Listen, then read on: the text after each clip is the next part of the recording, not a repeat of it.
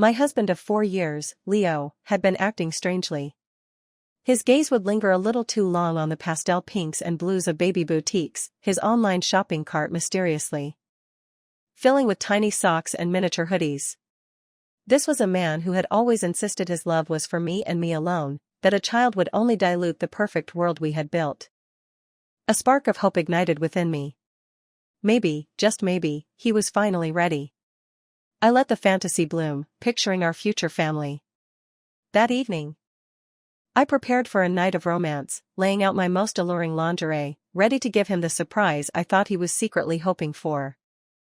But as I tidied the room, gathering his clothes from the day, my fingers brushed against a stiff card in his trouser pocket. It was a business card for a maternity nurse. In the space for the employer's details, 2 names were written, Leo, and a woman I had never heard of named Chloe. The cold truth washed over me. It wasn't that he didn't want a child. He just didn't want a child with me. I sank onto the sofa, the silken lingerie I wore now feeling like a costume for a fool. The card felt heavy in my numb fingers. My reflection in the mirror showed a woman prepared for a celebration, but my world had just crumbled. His excuses about buying gifts for a colleague's baby shower now sounded pathetically thin. Leo was a man who marked our wedding anniversary with a single, hastily bought rose. He didn't have the foresight or the care for such detailed gift shopping. Everything suddenly, painfully, made sense. I sat in the deepening twilight for what felt like an eternity until the sound of the key in the lock jolted me back. Leo was home. He saw me on the sofa, but his eyes held no flicker of desire or even surprise. They darted away, unable to meet my gaze. "Long day at work, honey," he said, forcing a yawn that was comically exaggerated. "I'm just exhausted." Swallowing the lump of tears in my throat, I masked my heartbreak with a smile. I went to the kitchen and poured him a glass of water, adding a little something to help him sleep deeply. "You must be tired, sweetheart. Go on and get some rest." He took the glass, drank it down in a few quick gulps, and practically fled to the bedroom. Soon, the sound of his snores filled the apartment. I stood over our bed, looking down at the man I had loved for 8 years, 4 as his girlfriend and 4 as his wife. A surge of pure rage made me want to throttle him, but I wouldn't throw away my life for a man like him. Instead, I connected his phone to my laptop, installing a piece of software that would back up their entire chat history and forward all future communications to my devices. Then, I began to read. Chloe and Leo were high school classmates. He went to university, she dropped out to work. They reconnected at a reunion, both married at the time, but the spark of a teenage crush ignited into a full-blown affair. And now, she had given birth to his child. In their messages, Leo promised her the world. He told her to be patient, that as soon as my family's old house was demolished and we received the government compensation, he would divorce me and use the money to give her and their child a life of luxury. He was going to build their happy future with my inheritance. The audacity was breathtaking. Fine, I thought, a cold fire spreading through my veins. You want a future? I'll give you one you'll never forget. The next morning, I resigned from my job. Leo was still sleeping soundly, thanks to the extra sleeping aid. I sat by the bed and, just as he began to stir, I dialed my mother-in-law. "Mom," I said, my voice thick with feigned despair. "I'm so sorry. I lost my job." His mother had always believed her son was the sole provider of our household, despite my salary being higher than his. My news was the match to her short fuse. "You useless thing," she shrieked through the phone. "What is my son supposed to do now? You expect him to support this family all by himself? You can't even give him a child, and now you can't even bring home money." I glanced at Leo's fluttering eyelids. "Don't worry, Mom," I said loudly and clearly. "I won't be a burden.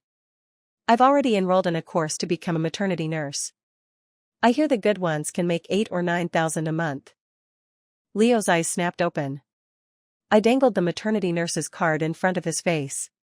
He shot up in bed, his eyes wide with panic, a sickly, guilty smile plastered on his face. "Honey, that's for a colleague," he stammered. "She just had her baby, and she asked me to help find a nurse." Oh, Mom, would you believe the luck? I cooed into the phone. Leo is just the sweetest. I'm looking for a job, and he's already found one for me with his colleague. It's perfect, having that connection. Leo's face went pale. On the other end of the line, his mother yelled, "Well, what are you waiting for? Call them right now before someone else gets the job." He lunged for the card, but I was faster. I had already typed the number in. The phone was answered on the second ring by a woman's voice. It had to be Chloe. With Leo watching in horror, I put on my most cheerful, professional voice. "Hello, my name is Eleanor. I'm a top-rated maternity nurse, and I was recommended by Mr. Leo Sterling." She didn't suspect a thing. "Oh, Leo sent you. Great. You can start right away. I'll text you the address." I hung up and threw my arms around Leo. "Oh, darling, thank you. I promise I'll do a wonderful job. I won't let your colleague down." He looked like he had swallowed poison but was forbidden to spit it out. "That's great, honey. I'm happy for you," he choked out. The next day, I transformed myself. I wore plain, drab clothes, twisted my hair into a severe, matronly bun, and used a foundation a few shades too dark to give my skin a sallow, weathered look. On the bus to Chloe's house, I saw a new message from Leo to her pop up on my phone. "Chloe, just bear with it for a little while. Once I get the money, I'll divorce her. If she gives you any trouble, just remember you're the employer and she's the help. Don't hold back." I breathed out slowly, the weight of 8 wasted years settling in my stomach like a stone. When we first met, I was the client, he was the vendor. I fell for him when he stood up to a manager who was forcing a young intern to drink at a company dinner. He lost his job over it, and I helped him get a new one at my company. Our love story felt like a movie, full of romantic bicycle rides into the sunset and dreams of a beautiful future. Now, the memory just made me sick. I arrived at a modest apartment building. As I was about to buzz the intercom, a sour-faced older woman stopped me. "Who are you? I've never seen you around here before." I told her the apartment number and that I was the new maternity nurse. Her eyes, sharp and critical, scanned me from head to toe. The keychain dangling from her hand had the same apartment number on it. This was the mother-in-law. "You look too young. Do you even know what you're doing?" she sneered. I smiled warmly. "Ma'am, I have years of experience. And I have a special talent. In every family I've worked for, the mother-in-law and daughter-in-law end up having a wonderful relationship." She snorted. "You've come to the wrong house for that. That woman thinks she can be my equal? My son marrying a factory girl was a blessing from her ancestors, and what does she give us? A good-for-nothing girl. Useless." I leaned in, lowering my voice conspiratorially. "Ma'am, with you saying that, I know I've come to the right place. I'm professionally trained, you see. My specialty is teaching new mothers their proper place. You leave her to me, and I'll have her straightened out in no time." Her suspicious gaze softened slightly. "I can tell you're a woman of great fortune," I continued, "destined to have a grandson. And I have a few tricks up my sleeve to help make that happen. Besides, if you're not satisfied with my work, you can fire me at any time." Her eyes lit up. She immediately launched into a long list of complaints about Chloe, finally concluding with a cold promise. "You get her in line and help me get a grandson, and I'll add an extra 20,000 to your salary every month." I nodded eagerly, patting my chest. "You're the head of this household, Mrs. Liu. Of course, I report to you." We went upstairs together. On the way, she told me her son's name was Mark, and that Chloe had trapped him into marriage. They had all been hoping for a boy. As we entered the apartment, a voice called out from a bedroom doorway. "So you're the maternity nurse?" I looked up to see a young woman, her face a mask of entitlement and defiance. This was Chloe. The old woman, Mrs. Liu, shot her a glare. "What are you doing out here? You should be with my granddaughter." Chloe's face tightened. "I just needed some air." "What, is this house suffocating you? If you don't like it, you can get out." Chloe, her face pale with anger and humiliation, turned her fury on the nearest target, me. Empty that trash can. Are you blind? Can't you see the work that needs to be done? I calmly motioned for Mrs. Liu to go rest, then obediently took the small bin of tissues and threw them out. When I returned, Chloe was sitting on the edge of her bed, arms crossed. The floor is filthy. Can't you see that? If you can't do the job, then get out. I fetched a mop and proceeded to wash the already spotless floor. She kept me busy with pointless tasks until dusk, when she finally seemed to tire of the game. How old are you? She asked suddenly. 29, I answered truthfully. She let out a short, malicious laugh. Huh. We're the same age, but you look like you're in your 40s. Doesn't your husband cheat on you? If I were a man, just looking at you would make me lose my appetite. I kept my head down, letting her insults wash over me. After a while, she got bored and started showing off her new manicure. See? This is the difference between people. I can have someone come to the house to do my nails after giving birth, while you have to be here doing the dirtiest work. Eleanor, your life must be so miserable. Her monologue eventually fizzled out from my lack of reaction. She waved a dismissive hand. Go make dinner. I turned, a cold smile finally touching my lips. I thought this Chloe was some master manipulator. She was just an insecure bully.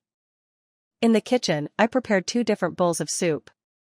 One, for the old lady, was a rich, fragrant chicken broth made with the best ingredients. The other, for Chloe, had a secret ingredient, a generous dose of salt and a few drops of bitter gourd extract. I served Chloe's first. She took the bowl with a look of disdain and took a sip. The next second, she spat it all out, slamming the bowl down on the table so hard it cracked. Is this supposed to be for humans to drink? Are you trying to poison me? She shrieked, pointing a finger at my face.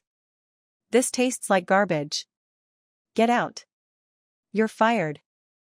Mrs. Liu emerged from her room at the sound of the commotion. She saw the mess on the floor and my tear-streaked face. Her expression darkened. What are you throwing a fit about now? Can't you go one day without causing trouble? Mom, she's trying to torment me. The food she makes is inedible. Send her away and we'll find someone else. Chloe cried. I sniffled, playing my part. Mrs. Liu, I don't know why Miss Chloe doesn't like my cooking. I've been doing this for years, and everyone has always said my food is delicious. I then brought the second, delicious bowl of soup from the kitchen and offered it to the old lady. She took a spoonful. Her eyes widened slightly, then she turned to Chloe with fury. You've been spoiled rotten. What do you expect to eat, ambrosia from the gods? She doesn't need to leave. You can be the one to get out. Chloe was stunned, her eyes wide with disbelief. She couldn't understand. Of course, Mrs. Liu, who already despised her, would assume she was just making things up to cause trouble. Chloe was forced to apologize to me before her mother-in-law would let the matter drop. Later that evening, I quietly entered the nursery. The baby was tiny and perfect, sleeping peacefully in her crib. And there, in the shape of her eyes, was the unmistakable stamp of her father. My husband.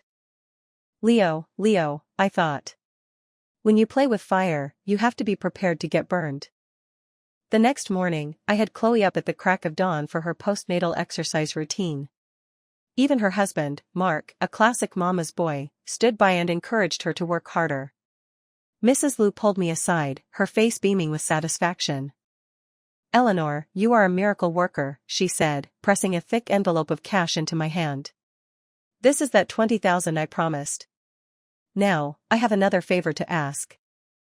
I tucked the money into my bag. Of course, Mrs. Liu. Anything. My son listens to everything that woman says, she whispered.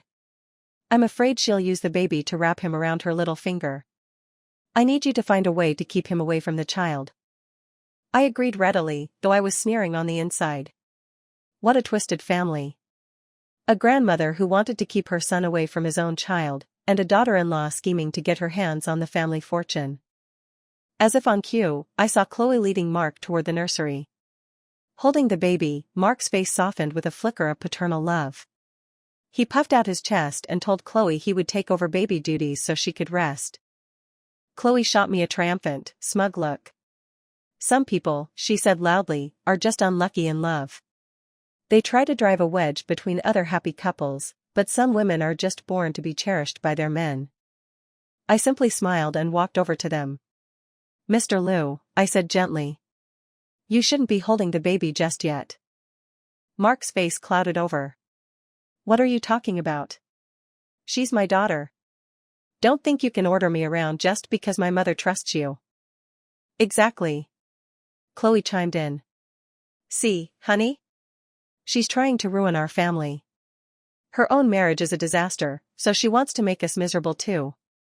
She told me her husband won't even have a child with her. Tell your mom to fire her. Mark's expression shifted to one of pity and disgust. I remained calm. Mr. Liu, a mother's bond with her child is crucial in the first few months. It's essential for the baby's emotional development and sense of security. For the next 2 months, Miss Chloe should be the primary caregiver. After that, once the bond is secure, others can help more. Mark, who had never heard such a theory, was completely taken in. Chloe looked like she was about to explode. What nonsense is this? Mark, don't listen to her. Just then, the baby spat up all over Mark's shirt. See? The professional is right, he said, thrusting the baby back into Chloe's arms with a grimace of distaste. You handle her for the next couple of months. I've seen her now, that's enough. Chloe's jaw dropped. She couldn't understand how one sentence from me had completely changed his mind. It was simple, really. A spoiled man-child. Like Mark was only interested in the novelty of being a father, not the responsibility. I had just given him the perfect excuse to bail. I turned to Chloe, a small, knowing smile on my face. It seems not having a child isn't so pitiful after all, is it, Miss Chloe? Her eyes practically rolled back in her head with fury. Your exercise session tomorrow is at 5 a.m., I added sweetly. Don't be late. For the next week, Chloe's life was a living hell. She was up all night with the baby and up at dawn for exercise. On my advice that a greasy diet was bad for recovery, Mrs. Liu had me prepare nothing but plain congee and boiled vegetables for her. Chloe grew dizzy and gaunt, and when she tried to secretly order takeout, Mark berated her for it. Her spirit broke day by day until she was a shadow of her former self. Finally, she cracked. She sent a desperate text to Leo, begging him to get me out of the house. That evening, my phone rang. It was Leo. He hemmed and hawed, saying his colleague wasn't satisfied with my work and that it was causing problems at his office, so I should come home. I feigned confusion. What are you talking about, honey? The old lady here adores me. Oh, you mean Chloe? She just doesn't understand that you have to win over the mother-in-law to get control of the family finances. But she says she's not eating well. Darling, sometimes medicine has to be bitter. Would she prefer to get gestational diabetes? And all that exercise is for her own good. No woman wants to still look pregnant months after giving birth. Stress ages you 10 years, you know. Leo went silent. I delivered the final blow. Besides, their marriage is stronger than ever. I hear them going at it in their bedroom every night. I wouldn't be surprised if baby number 2 is on the way as soon as this month is over. He slammed the phone down. I leisurely opened the monitoring app. Leo and Chloe were in the middle of a blazing text message fight. Are you that desperate for a man, Chloe? You're still in postpartum recovery and you're already sleeping with him? What are you talking about, Leo? He's my husband. If you have a problem, then divorce your wife and come get me. You left me here to deal with this mess while you're free and clear, and now you send your psycho wife to torture me? You did this on purpose. I popped a grape into my mouth, savoring the show. Mark only went into the bedroom to make sure Chloe was doing her pre-sleep stretches, another one of my brilliant suggestions. Watching dogs bite dogs was truly a pleasure. After a period of quiet, Chloe started scheming again. I was in the kitchen when I heard a piercing scream. The baby has a fever. Everyone rushed into the bedroom. Even Mrs. Liu, for all her dislike of the child, looked worried. The baby was burning up. You had one job. Mark roared at Chloe. You can't even watch a baby properly? What good are you? Mrs. Liu slapped her across the face. I knew it. You were doing this on purpose to spite me. If anything happens to my granddaughter, you can pack your bags and get out. Chloe clutched her cheek, tears streaming down her face. It wasn't my fault. She was the one watching her. I was doing my exercises. Suddenly, all eyes were on me. It was true, Chloe had been exercising, and I was supposed to be watching the baby. But she had complained of being too weak to produce milk and begged me to make her some soup. Mrs. Liu's face was grim. Why were you in the kitchen when you were supposed to be watching the child? Don't you know how dangerous a fever can be for an infant? Mark strode towards me, his hand raised to strike, but Chloe stopped him. If anything happens to my baby, I'll chop you up and feed you to the dogs, she sobbed. Mom, husband, now do you see? She's no professional. Who knows where she got that fake certificate? You ask her to watch the baby for a minute, and she sneaks off to the kitchen to steal food. Can you really trust someone like that with our child? Mrs. Liu hesitated. Eleanor, you can't escape responsibility for this. Maybe her certificate is fake. Chloe pressed. Mom, make her leave. The old woman's patience was gone. Get out, she commanded. I waited for them all to finish before I spoke, my voice quiet but firm. At this point, my words mean nothing. Let's just look at the security camera footage. A security camera? Chloe's face went white. She stumbled, nearly falling. You installed a camera? That's illegal. I know it's not ideal, I said, turning to Mrs. Liu as I pulled out my phone. But you'll see why I did it. I opened the app, ignoring Chloe's terrified expression. The video clearly showed me tucking the baby in. Then Chloe sending me to the kitchen.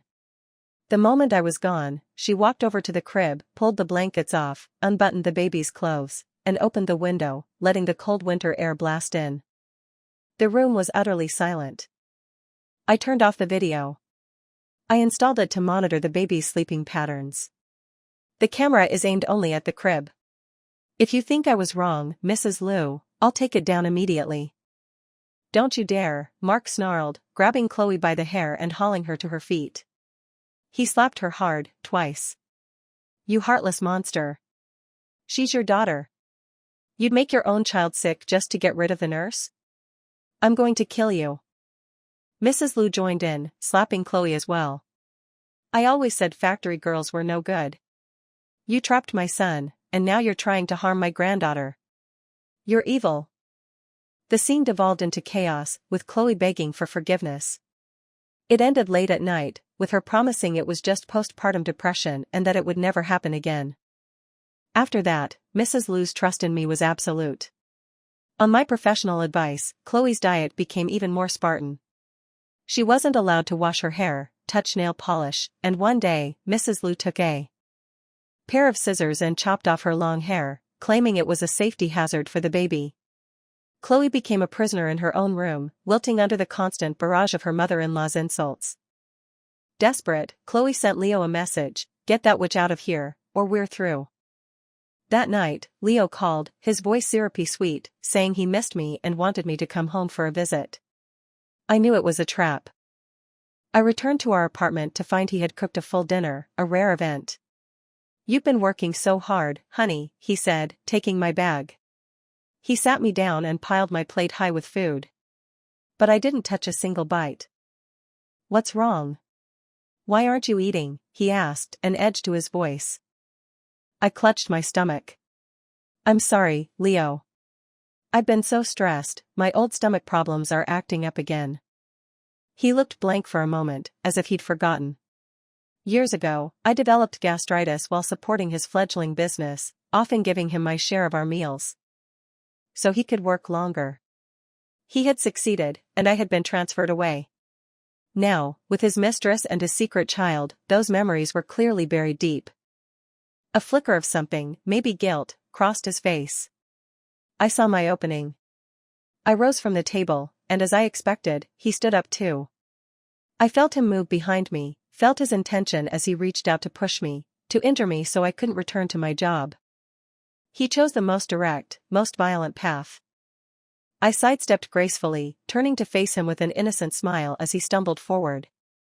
You know, honey, I said breezily, your colleague's family is so generous. Her husband said if she gives him a son, the entire family fortune will be hers. Just the other day, he gave her a set of jewelry worth over 2 million. Leo's face began to crumble. He stammered an excuse and fled the apartment. I watched him go, then coolly checked my phone. He and Chloe were fighting again. He was accusing her of having feelings for her husband. She was accusing him of not really wanting a divorce. The seeds of doubt had been planted in the fertile ground of his insecurity. The next day, I returned to the Liu household. A few days later, on a tip from a master I had recommended to Mrs. Liu, the family went to a temple to pray for better luck and to ward off the inauspicious energy Chloe was supposedly bringing into the house. Chloe was convinced I had hired an actor to play the master. As they left, she hissed in my ear, "Your good days are numbered, Eleanor. I'm going to enjoy watching you cry." I just smiled and called after them, "Mrs. Liu, make sure you kneel for a long time. Sincerity is key." As soon as they were gone, I sent a picture of the happy family to Leo. "Look, honey. Your colleague is so capable. The whole family is out looking at property with her. Mark is completely devoted." He didn't reply, but I could imagine his face, purple with rage. The green-eyed monster, once unleashed, is a powerful force. That afternoon, the front door was kicked open. Mark dragged a sobbing Chloe into the living room and threw her to the floor. Apparently, Leo had been calling her nonstop. And Mark, growing suspicious, had demanded to know who it was. Chloe insisted it was just a colleague but refused to call him back, which led to an explosive confrontation. "Are you cheating on me?" Mrs. Liu shrieked. "Do you forget that your own mother's apartment is in my name? I can have her thrown out on the street tomorrow." Chloe was hysterical, clinging to Mark's leg, swearing her love and innocence. As the chaos continued, I stepped forward. "Mrs. Liu," I said, holding up a small stack of plastic. "I found these while I was cleaning Miss Chloe's room." I held out 5 bank cards. Chloe's face drained of all color. She lunged for them, but Mark kicked her away and snatched the cards. "Where did you get this money?" he demanded. After a brutal interrogation, Chloe confessed the passwords. A quick check online revealed a total balance of over 1 million. It was the money from Mrs. Liu's stolen jewelry, and, I suspected, Leo's secret savings of 600,000. The house erupted. The screaming and shouting went on until after midnight. Chloe, broken, confessed to stealing and selling her mother-in-law's jewelry. To avoid a police report, they locked her in the guest bathroom, with no food or water. For days, I could hear her frantic cries, which eventually faded to weak whimpers. Once, I peeked in and saw her scooping water from the toilet bowl. I recounted this to Leo over the phone, adding a little twist. "Your colleague is clever, though. She managed to hide that $2 million jewelry set her husband gave her. But the 1 million in cash is gone for good." I could hear his ragged breathing. His 600,000 was gone, money he was counting on for a down payment on that phantom school district property I'd invented. The interest on his secret loans was piling up daily. It was time to let the tiger out of the cage. One afternoon, while the others were out, I unlocked the bathroom door and helped a skeletal, barely conscious Chloe back to her bed. "They've gone too far," I murmured, feeding her sugar water and bread. Just as she was reviving, her phone, which I had charged and placed by her bed, rang. It was Leo. "Chloe, where is my money?" he roared without preamble. "Where is my 600,000? I slipped out of the room, listening to the ensuing argument through my phone's bug. She sobbed about her ordeal. He only cared about his money. The call ended with her screaming that if he wanted a single penny, he had to divorce his wife first. A day later, Leo summoned me home. "Eleanor," he said, dispensing with any pretense, let's get a divorce. I put on the performance of a lifetime, crying and begging. What did I do wrong, Leo? Is it because of my job? I can quit. For the first time, I saw a flicker of hesitation in his eyes. A ghost of our 8 years together. But it passed. I don't love you anymore, Eleanor, he said, his voice flat. To compensate you, I'll leave with nothing. The apartment, the car, it's all yours. He stood up to leave. We'll sign the papers tomorrow. I ran after him, but he was already gone. I stood in the doorway, wiped my tears, and allowed a slow, triumphant smile to spread across my face. I was finally stepping out of the tomb of our marriage. For Leo and Chloe, the door to their personal hell was just swinging open. When I returned to the Liu house, my eyes swollen from fake crying, Chloe was waiting. She burst out laughing. Well, Eleanor. What happened to you? Did your husband finally dump you? I looked at her, a single tear tracing a path down my cheek. Then I sighed, a long, weary sound of relief. Yes. I finally divorced that pathetic man. I'm free. Her laughter died in her throat. Are you insane? He left you, and you're celebrating? I shrugged. Why would I mourn a cheating, abusive, broke loser? You know, he told his friends he's got some stupid woman wrapped around his finger. One who gave him a baby. And is willing to fund his life. He plans to marry her, take all her money, and then dump her and the kid. Why would I want a man like that? I'm just glad to be rid of him. I pulled out my new, red divorce certificate. I can only wish his next victim the best of luck. She's going to need it. That night, Chloe blocked Leo on every platform. Within 2 days, a desperate Leo, unable to get his money, showed up at the Liu family's doorstep, screaming that he was the baby's real father. The aftermath was spectacular. Leo was beaten badly by Mark and arrested for assault. Mrs. Liu had a fit and threw Chloe and the baby out onto the street. To drop the charges, Mark demanded $600,000 in compensation. The exact amount Leo had lost. The beautiful irony was not lost on me. Leo's mother had to take out more loans to bail him out. Chloe, now homeless, divorced Mark with nothing but a baby and a set of fake gold jewelry. She then turned on Leo, demanding he marry her so she could get a piece of his assets. They never realized. The jewelry was fake. The promising real estate was a bankrupt, half-finished construction site. The only things that were real were the crushing debt and their shared ruin. 2 years later, I saw them again. It was at the city registry office.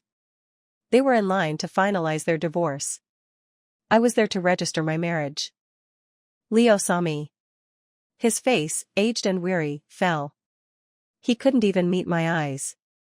Chloe sat beside him, her hair unkempt, her makeup smeared. The child in her lap was crying from hunger, but she seemed not to hear, muttering a frantic, broken mantra, 4 million. We each have to pay back 4 million. I held my fiancé's arm tightly. Let's just pay for that school district apartment in full, I said, my voice clear and bright. Then, without a backward glance, I walked towards my own happiness.